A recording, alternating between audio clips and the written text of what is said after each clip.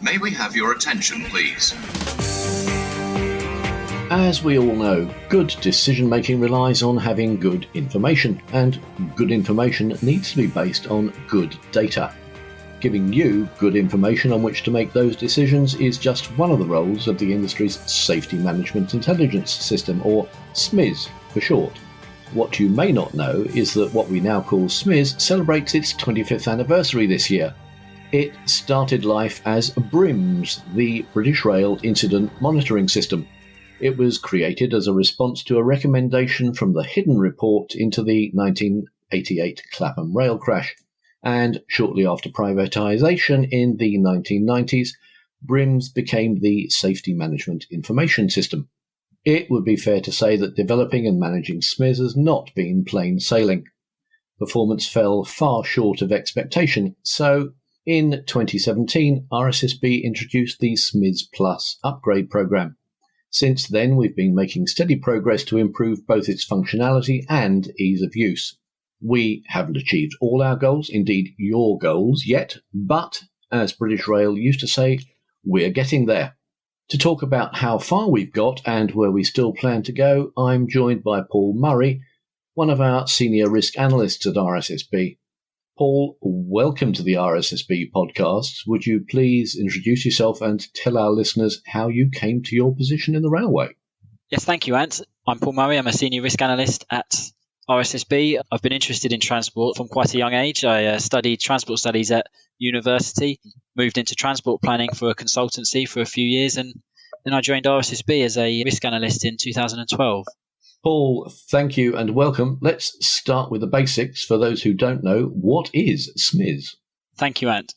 SMIS is the railway's Safety Management Intelligence System. All mainline railway undertakings and infrastructure managers input and extract safety-related data using SMIS. The combined dataset provides a rich evidence base that we draw on to better understand risk and take safety-related decisions.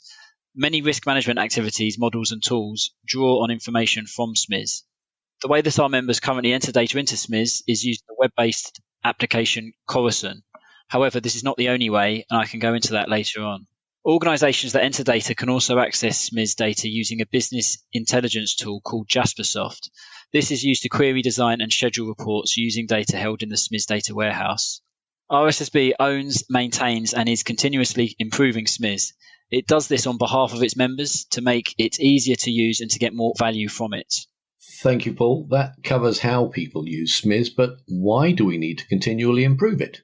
So we listen to feedback from industry about SMIS being valuable in the world of risk management and control, but in day-to-day event reporting, it was overly complicated for what it was required to do. There were too many fields that were not being filled in or didn't provide any value to the industry for managing safety. So the SMIS simplification project is mainly about simplifying the data model and the associated data entry forms to improve data collection, and it ensures only the key information is captured. Thank you, Paul. It was Einstein who said something should be as simple as possible, but no simpler. But won't removing some of that information compromise the opportunity for industry to learn? No. The data model has grown over time to accommodate various user or groups' needs. However, it is important to consider the cost of collecting this data and to ensure that it is proportionate to the benefits. The simplification project involves cutting back the number of data items that we require to only those with a documented purpose. For example, if they're needed for riddle reporting or to service an industry tool or product. This work will result in an industry-agreed data model, one that's fit to meet the requirements of a transformed railway. Thank you, Paul. But just cutting out a few fields sounds as though it might be quite a simple task, but things are rarely as easy as they seem. So who's been involved in this project?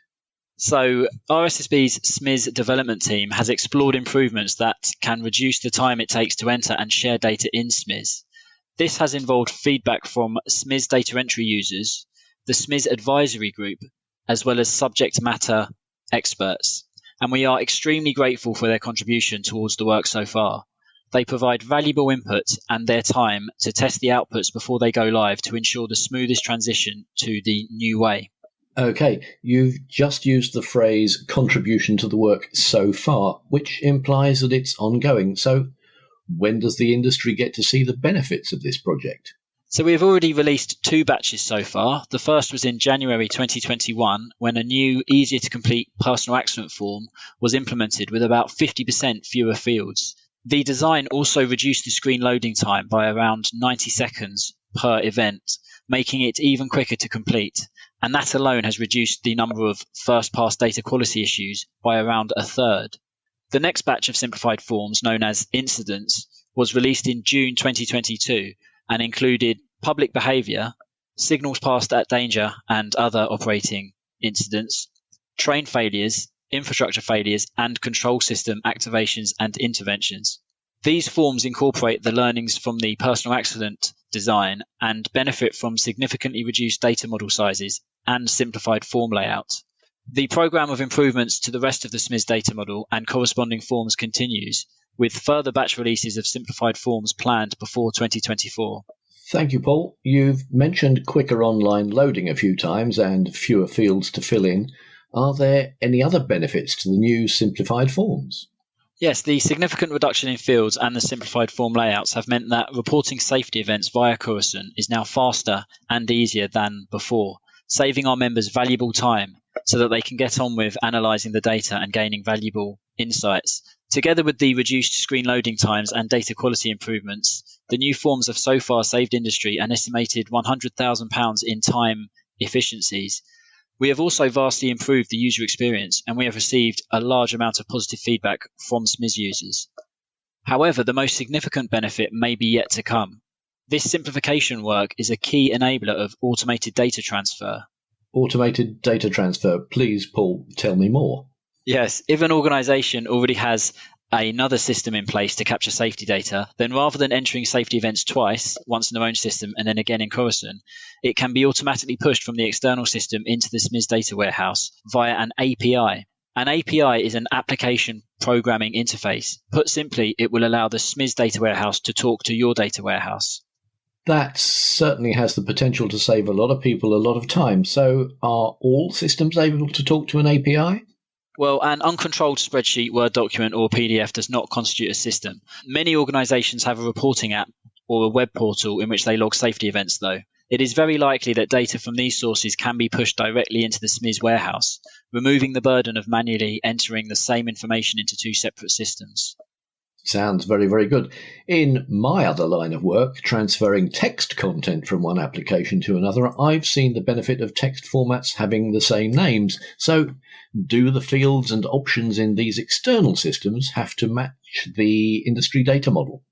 It is important to note that the industry-agreed data model is just that. It's a stakeholder-approved minimum set of data items required to be recorded when a safety event occurs.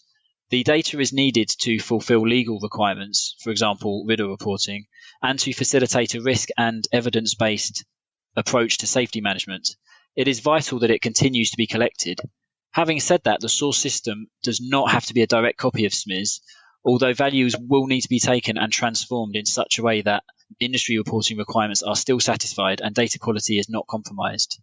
Thank you, Paul. I'm sure almost everybody listening is interested in saving time, so how would an organisation express their interest in trialling the API route? If you are interested in talking to someone about the potential of directly pushing data from your system into the SMIS data warehouse, please do get in touch with RSSB via our SMIS service desk. Thank you, Paul. I hope many people will start using that route. Do you have any final comments that our listeners would like to know about the future of SMIS? Yes, thank you. I'd just really like to stress how important SMIS is to the wider rail industry. It really is the linchpin of the HSQE roadmap being taken forward under the transformed railway.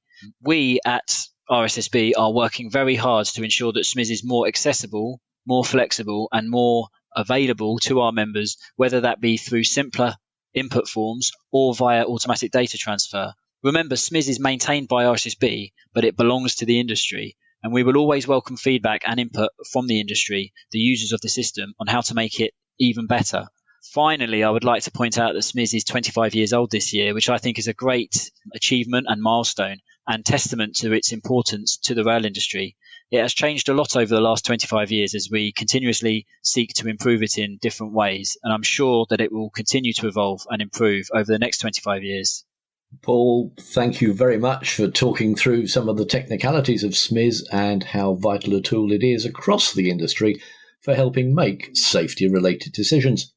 As Paul has mentioned, SMIS is celebrating its 25th anniversary during October 2022, and this is just the first of 3 episodes dedicated to SMIS. So please join me again as I talk more about it with 2 of the other experts who work so hard to make our railway more sustainable, more efficient and safer.